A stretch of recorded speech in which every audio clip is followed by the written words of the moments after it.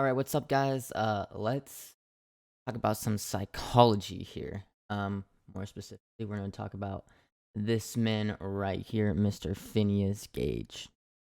Now, who is Phineas Gage? What was he? Why is he important? Well, Phineas Gage was a railroad construction foreman who became famous in the field of psychology due to a traumatic brain injury he sustained on September 13th, 1848, in Vermont.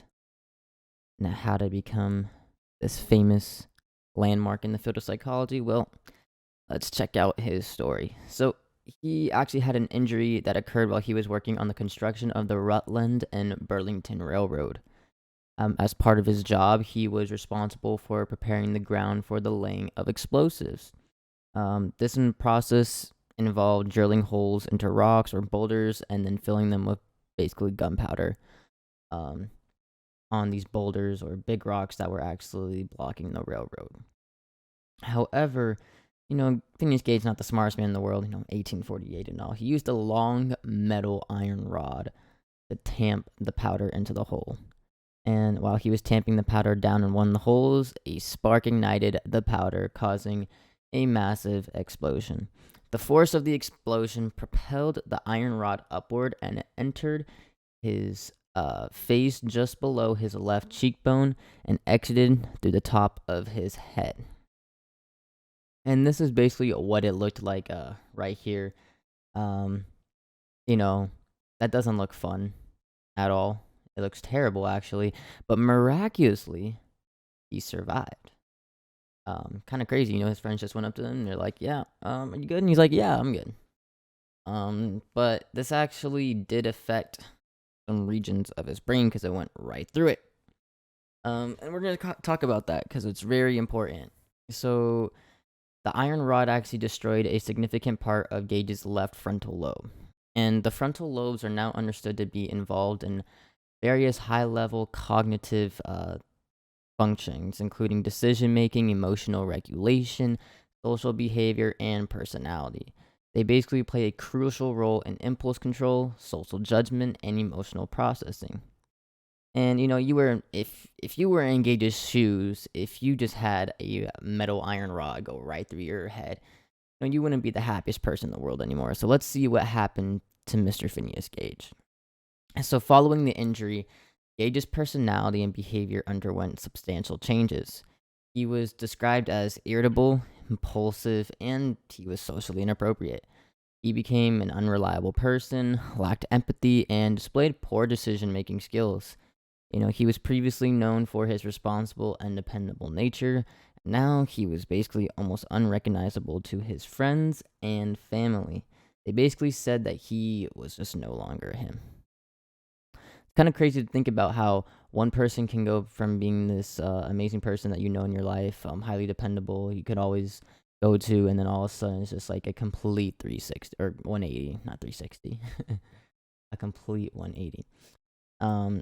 Basically, how it actually ends kind of sad because he no longer has his foreman job that he had before, and he's basically just this theatric that goes around and just for people to look at as this man who survived this traumatic incident. However, his case did have some important critical insights and also led to some philosophical discussions and implications. One of these would be mind body dualism and free will. So, his injury actually raised questions between the relationship between the mind and the brain.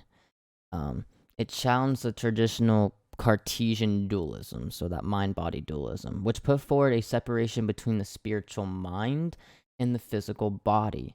So basically, Gage's personality changes suggested a direct link between brain damage and alterations in mental attributes, implying that mental processes were tied to the physical brain.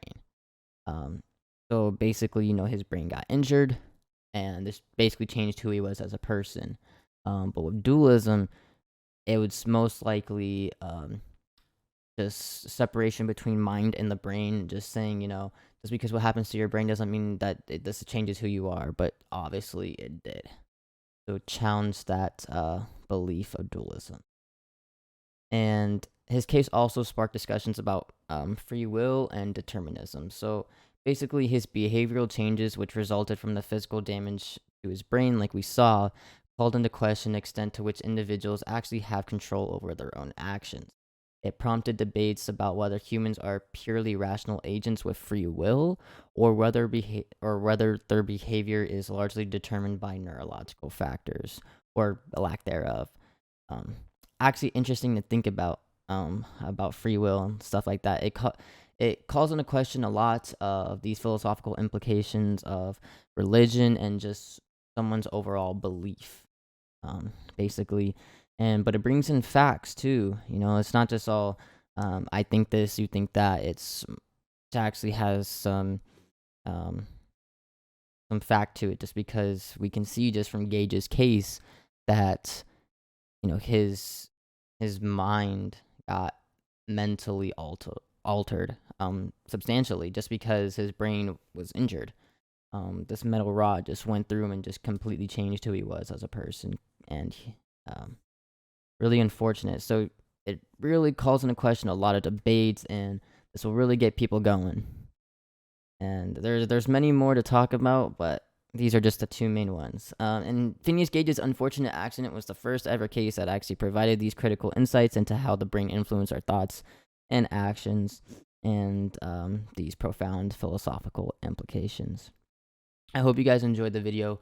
It was very nice talking to you all about this. Hope you took something away from this. Hope you learned something.